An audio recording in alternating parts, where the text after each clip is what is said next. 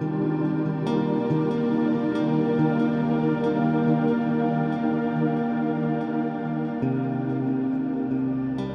good morning, good day, good evening, good night, wherever you're dialing in from. Appreciate you dialing in for another one of our series. We are looking at session 11, Covenant Relationship. Now, as you know from the past couple of weeks, we're in the part where Moses is giving final instructions to the children of Israel and saying the do's and don'ts. Remember God, remember his laws, his statutes, remember the consequences of your sin. Also, when you get in here and you take care of this land, you start driving people out. Don't embrace their traditions. In fact, white out all evidence and documentation of their existence, the idols and the stone altars and all that stuff, right? So now we're moving in and we're talking about a little bit more. Just to look and understand the context, Moses and Israel's elders charged the people to keep God's commandments. After they entered Canaan, they were to plaster large stones and write God's command on them. They were to set them up at Mount Ebal and the central region of Canaan. They also were to build an altar there and offer sacrifices as God commanded. Moses and the priests stressed to the Israelites that since they were God's people, they needed to follow his statutes. Yes. So again, before they rush into this new kingdom of theirs that God had promised them, there were some reminders that needed to happen, right? So, and this is what Moses has been doing over the past couple of weeks that we've been talking about this. So, start off with the first question. What wise messages did your parents repeat to you over and over again? What impact of hearing those words have on you? All right, this is a good one. There's so many that parents have told us over the years. I think the biggest one for me is there's two of them actually. One was there's no such thing as free. My dad always pointed that out in regards to people and handouts and federal government and that kind of stuff, and also that lying destroys your credibility. And my dad was big on telling the truth. And now those things have stuck with me throughout my life. It's kind of a knee-jerk reaction whenever I hear a lie or I know that a lie is being said, that I go back and think that that's not right, that person's credibility is destroyed. And I'm teaching the same thing to my son. And of course, nothing is free, obviously, in our day and age. The word free healthcare and those kind of things are what the government tells us. But as we know as taxpayers, there's no such thing as free. So yeah, there's a lot of things that we pass on, and you're probably thinking of different things that your parents probably told you. And so in that regard, this is kind of what Moses is doing to his children, which he's given these last minute instructions before they run off to college, which is actually their land, right? So I use that figuratively because that's what we can relate to, kind of along the same lines, right? All right, so looking at the first part, faithfulness, Deuteronomy 28, 1 through 6.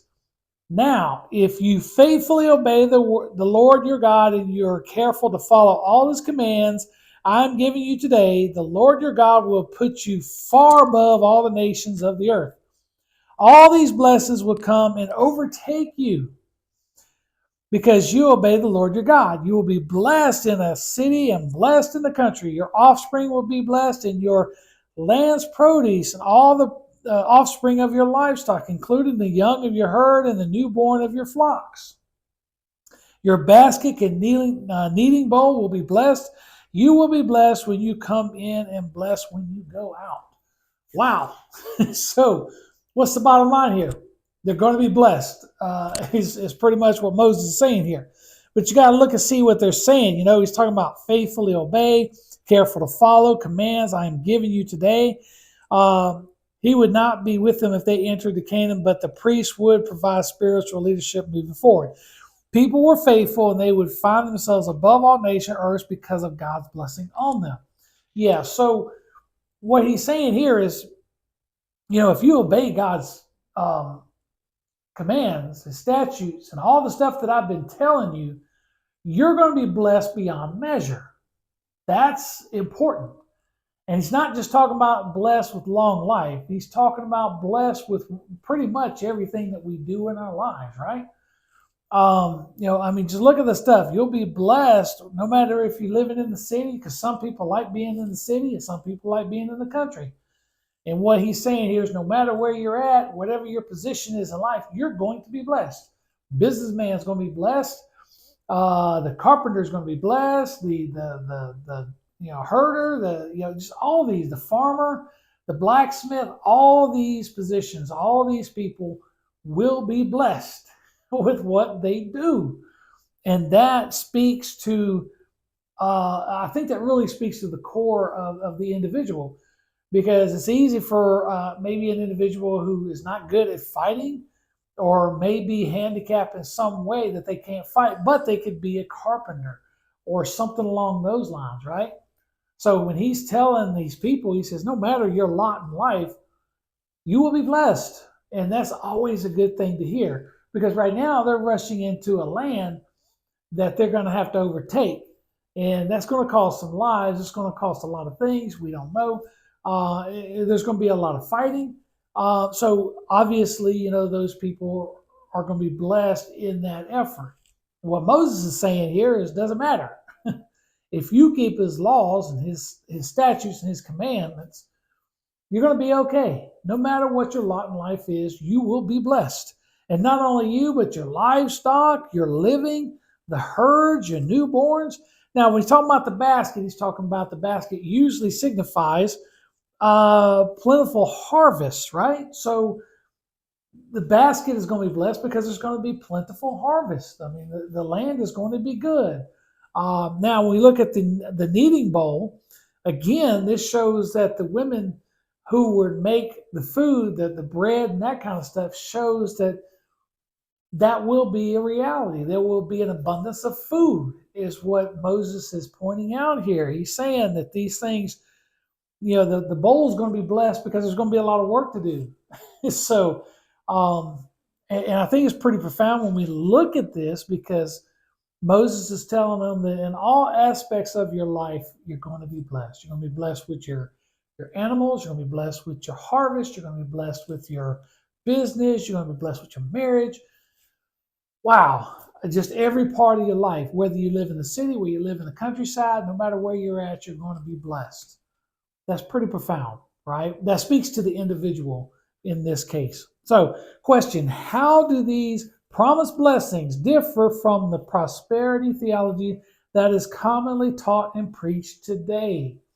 Okay, so this is a good question, and I hope you'll be able to talk about this and be prepared to talk about this when you come in on Sunday morning. When we look at the prosperity gospel, I mean, it's all about money and it's all about now, right? It's all about your wealth now. A lot of prosperity gospels preach of blessings that usually involve money, right? And it requires you to do something. And a lot of times it's about you being faithful, donating or giving or sacrificing a gift to them for you to get your blessing. The difference here is Moses is saying that you obey God and all that He's asking, He's going to bless everything. It's not about the money, it's about the wealth. There's a difference between money and wealth. And what I think that when we look at someone like Moses, what Moses is talking about is the wealth. He's talking about everything that you do will be a blessing, right? Not just the money and like the prosperity gospel say, the treasures that are stored in heaven, you can have that now. What he's saying is pretty much everything that you do is going to be blessed. Everything, your family, your business, your worship, your cattle, your livestock, your fields, all this stuff. Your children are going to be blessed. Wow. In all aspects, God is going to show favor to His people if they keep His commands. God's going to provide such a blessing that they can't contain it. And that's pretty profound. That's pretty awesome, I think. I think that it's all about the blessings in life, and prosperity gospels are all about the blessings with money. And they equate the blessings with money with the blessings in life, in my opinion. You may have a different opinion on that, but I see there's no how do you say, there's no similarity. It's night and day between what Moses is talking about and what pastor on TV is talking to you about. So anyway, let's move on, because this is a two-part series, and this is the second part. Disobedience, Deuteronomy 28, 15, 29, or 15, 19, excuse me. But if you do not obey the Lord your God carefully and follow all his commands and statutes I am giving you today, all these curses will come and overtake you. You will be cursed in the city and cursed in the country. Your basket and kneading bowl will be cursed. Your offspring will be cursed, and your land's produce, the young of your herds and the newborns of your flock. You will be cursed, and you will come in and cursed when you go out. Wow, okay. Where he was talking about going in, going out, that's pretty much everything in your life. From every day, every life, every moment, right? Now he's saying, if you disobey, you're going to get the exact opposite of everything I said this last time, right? So it's pretty important stuff. Looking at some of the notes, the word commands denotes God's law in general. The word statute comes from a verb that means to inscribe. The emphasis of the permanent written nature of God's word. Moses warned the people sternly that these curses would overtake if they compromise spirituality. The basket and kneading bowl represent the place where Israelites carried to prepare food. The baskets would normally help produce the harvest, would lacking perhaps because of a drought. So these are the things that we look at in, I believe, I want to say it's in Deuteronomy, where we see, because Elijah kind of knew this when he spoke, that, and I forgot where in Deuteronomy it states that, when you worship a pagan idol, that God will close up the sky. So yeah, that's why they probably think that, with the curses, not necessarily God's going to strike with your plague, but he's going to command the rains, he commands the sky, he can control the soil, and those kind of things, right? The harvest would prove disastrous for farmers counting on the crops for their lives and their own livelihood. The next generation would experience the same consequences of this parents' disobedience. So very important there. So and that speaks to the responsibility of the adults. They had to make sure they carried this blessing forward, not just for in their lifetime, but for their children as well. I mean, who would not want their child to be blessed? Who would not want their children to experience the same blessings that they had, right? It's like me. I feel blessed and thankful that I know God through his son, Jesus Christ, right? And I feel and see those blessings in my life a lot, sometimes abundantly.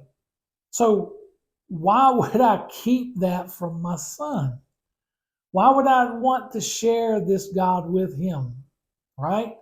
And if he sees those blessings in me, that kind of reaffirms his faith, right? So yeah, we want the best of our children, right? So, and Moses sitting there telling them, look, you have an opportunity and a responsibility for the future. So if you disobey, they will as well. And the sins that you're causing are going to be visited upon them. It makes sense what he's talking about here. Last note: come in and go out, summarizes the comprehensive curse Israel would experience in every aspect of life, just as verse 6 described comprehensive blessings. Yes. So this is very important. No matter what the course of action they pursue, God's curse would rest on the wicked people. Yeah. So no matter, and again, it goes back to whatever your lot in life, you're going to be blessed beyond measure. Well, at the same time, it doesn't matter what your lot in life is. If you sin, you're going to be cursed beyond measure, right? So it's kind of evens out. And God, rightfully so, is in a position to where, because he is just, he is good, and he's the one that's in control of this covenant. Even though he's doing it freely, he didn't have to, but he has conditions, and they're really simple. you know, if he's going to turn around and bless you abundantly, he also has the right to take that away, does he not? So, so yeah, we see in this instance a complete turnaround from the last part. You do this, you're blessed beyond measure. But if you don't, you're going to be cursed beyond measure in all areas of your life, going in, going out. Right? So, real simple. Question: what do these curses say about God's nature and character? That's a good question. What do these curses say? Well, a lot of people would think that God is judgmental, and a lot of times that just comes from people who don't truly know the Bible. But as you notice what Moses is saying over the past 3 weeks, there's conditions to what they're going into. Okay? So long as they meet this standard that God has provided, they're going to be okay. But it's up to them to keep that standard, right? If they don't keep that standard, then God is just in removing that covenant. He is just in removing that blessing. So we control what's going to happen to us. We control that. We can sit here and say, I'm going to choose to trust God with my life and everything in it. Um, Not everything is going to be a bed of roses, but you know what? I'm the priceless part of this is I'll be closer to God. God's leading me, and God will take care of me. Or I can sit here and say, well, I don't care about God. I'm gonna do things my way and just take care of things and not worry about God. Okay, there's there's consequences for both decisions, is there not? So very, very important. So, what the curses say is, to me, they tell me that what God gives, God can take away. If God's going to bless me beyond measure in every aspect of my life, He can also remove that blessing because He is the source of the goodness in my life. He is the source of the mercy and the grace. He is the source of life to me. So it makes sense that if I want to continue to enjoy these days of grace, this season of grace and fellowship with God, I want to keep Him clear. Do I not? I want to keep Him near to me. Do I not? I don't want to jeopardize that, right? So good questions. And like I said, this Sunday when you come in, let's talk about that, right? So to summarize, believers should enjoy the blessing that comes from following God's commands. Amen. He didn't write a bunch of letters and a lot of laws and legalese. He had 10 commandments. And he said, the first one, and Jesus backed this up. Love God, your God, with all your heart, your mind, your soul. And two, love your neighbor. You can't go wrong with that, right? I hope not. So, in second part, choosing to disregard God's commands lead to humiliation. Yes, I've been, I've had my fair dose of humility in my life in regards to disobeying God, and I've paid the consequences for that. There are times I thought that I could do better than God in doing a decision, or I just go headlong into it and take care of it without, talking to God first, and I suffer the consequences because of that. So, and I've learned that it doesn't matter how big or how small. Bring it to God and let Him address it and go from there. Okay? Give God the opportunity to bless you. Give God the opportunity to correct you and go from there. Above all, this relationship we have with God is paramount. Okay? The more I feel that God's pressuring me and breaking me and cracking me, I know that's for my own good. I'm going to grow from that.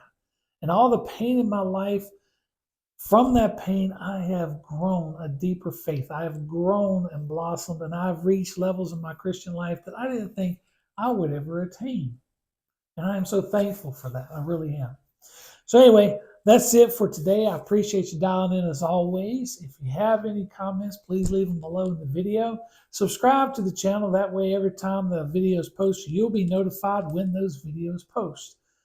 And we'd love to have you here at Webb Baptist. If you can, come in on a Wednesday night. We have supper on Wednesday nights. At 5:15 is when the doors open up. And then after supper, we do have Bible study, and we have classes for any age of the kids and children. And we'd love to have you here for Wednesday night. Sunday mornings, we meet 9:15 here at the church, and we have our Sunday school connect groups where we get together and we discuss this. Right now, we're discussing Numbers in Deuteronomy. Is that what we're doing? Yeah, Numbers in Deuteronomy. So, and these lessons are great for talking and interacting with people. Then we go into the sanctuary for our hour of worship, and we'd love to have you here as our honored guest. If you cannot make Webb Baptist, you know what I want to say. Find you a Bible based church wherever you're at and get plugged in and see what God has in store for you. I guarantee you, God has a plan for you, and you just got to show up and He will show you what that's all about. You will be a blessing to that church family, and they will be a blessing to you. I know it, right? Fellowship is very important for believers. Iron sharpens iron, and God is calling you to a family. I know that He is, okay? Until next time, take care. God bless.